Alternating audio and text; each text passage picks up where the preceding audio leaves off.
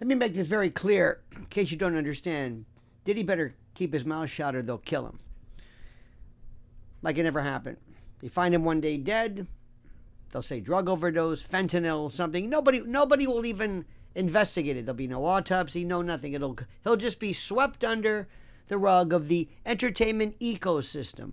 And that same ecosystem that once cheered him on, and how they loved him is now hypersensitive to his very serious reputational risk. Corporations and sponsors and streaming services don't want to be tied to anyone whose name even insinuates scandal like this. And once you become radioactive, once you become third rail, that's it. The industry moves on and they give you the stink eye, and that is it. So he better keep his mouth shut. Thank God he got away with it and drift off into oblivion. But he won't, because he's stupid. Because these people feel like they're beyond the law. Even if he does minimal time, which he will, the conviction is on the books. Each interview, every deal, every appearance will circle back to the trial, and you can't rebrand away federal paperwork. Now, he may think in his mind, well, I won, and no, it doesn't really matter. Because believe it or not, what they were going to remember is this weird kind of sick, stupid stuff regarding the baby oil, and it's just everything.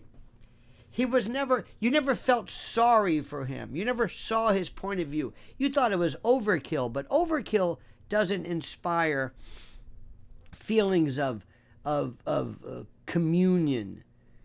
Now, let me tell you something. The industry rivals, his competitors, they smell blood. Hip-hop and entertainment types are shark tanks. You know it, and I know it. Remember who a lot of these people are. Thugs, criminals, confidence men, low-life dregs. Sorry, and I'm just not saying hip-hop, everything, but in particular. So when one giant stumbles and, falls, others circle like rats. Diddy's vacuum of influence now won't stay empty. New moguls, new people, new names.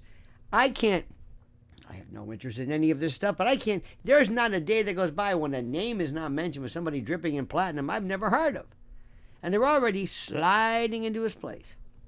Now, the best play, if Diddy were rational, is to do the time quietly, rack up credits for time served, keep his head down, his nose clean, maybe talk about reaching out to youth, about trying to help what they can learn from his fall, because federal time already allows for reductions with good behavior a little bit, maybe 15% or so. He might do 85%. But the bottom line is the time served. He's not going to be doing much under the sentencing guidelines. So time served credit will really add up. But if you push too hard, if you start making noise, then you invite prosecutors and industry enemies to tighten the screws and go after him. He still has an absolute avalanche of civil cases he's got to deal with. Talking too much, Diddy, moving too loud, or hinting at exposing others, especially when nobody comes back and welcomes. This son of a gun thinks he's going to be playing the Super Bowl. Seriously, they're already saying that he has this idea of some huge comeback. It ain't going to happen. If you even hint at exposing others, this is exactly how people wind up silenced. And you know what I mean. Whether through character assassination or real assassination or accidents or worse. The entertainment business is not just lights and music. It's tied to politics, finance, and power networks you can't even imagine, and that don't appreciate loose cannons and big mouths like you. So if Diddy thinks he can walk out and play whistleblower, if he thinks he can do this, he's out of his mind. History suggests that those types of folks don't get long runs, okay? Don't buy the green bananas. Now, federal prosecutors have filed court papers urging a judge to swiftly deny Combs' motion for acquittal or a new trial. I think this is important. He's got a case. He very well could have the Mann Act violations reversed on appeal, okay? And that request came after his July conviction on 2 Mann Act charges relating to transporting individuals for prostitution. How do you think those women felt being called prostitutes? Huh? And despite being acquitted of more serious sex trafficking and racketeering charges, Diddy faces potentially, they say up to 10 years, but nah, not under the guidelines. He's got no priors. It's nothing. Now, prosecutors are saying that there is overwhelming evidence underpinning the Mann Act violations. I disagree, but of course they're going to say this. They allege that Sean Diddy orchestrated drug-fueled sex events that he involved, male escorts and ex-girlfriends, sometimes crossing state lines. Okay. He allegedly used video recordings to intimidate and coerce participation and that sort of thing. So the issue is, and this is the most important thing, look at the bigger picture. Cassie Ventura testified that Diddy demanded these encounters so frequently she was too drained to work on her music. And the world suffered for that. Another ex, Jane, someone named Jane, reported being coerced into multi-day hotel nights with escorts, even when unwell. Again, coerced? Okay, maybe. The recordings were allegedly used as leverage, with Combs controlling their lives financially and behaviorally. Okay, that's great.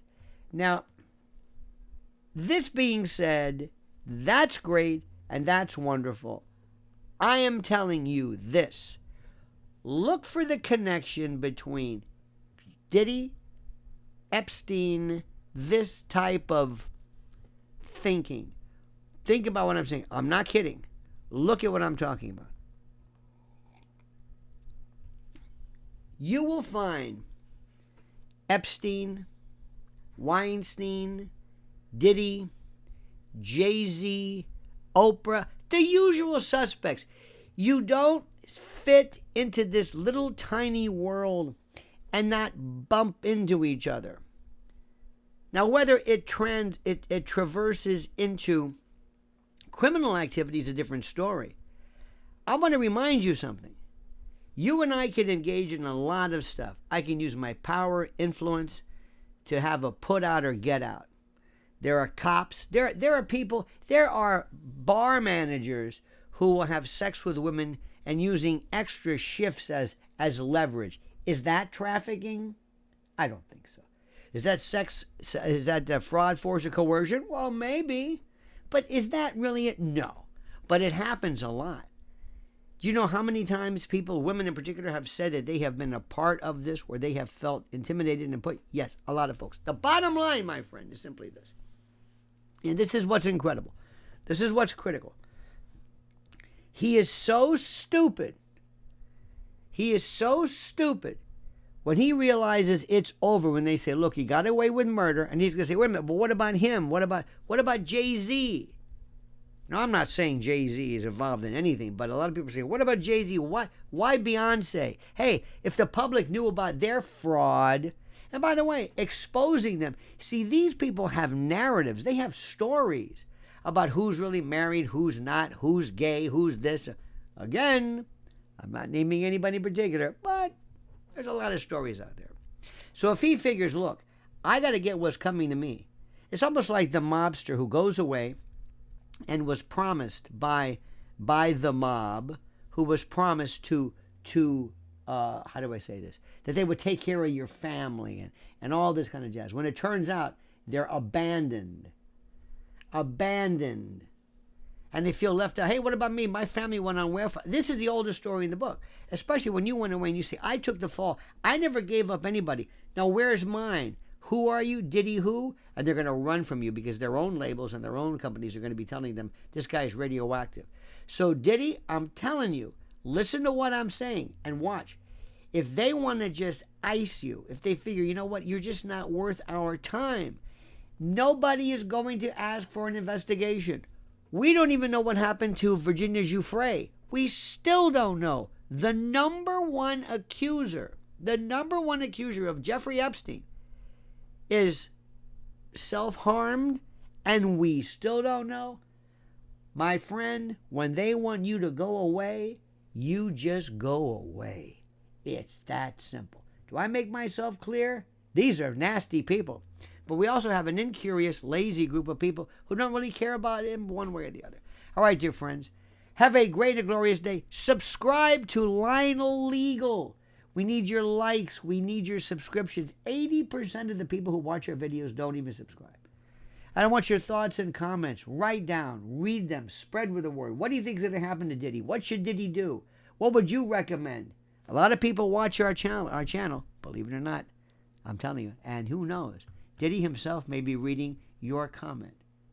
Now do me a favor, my friend, please. I ask you always, always to comment as you see fit.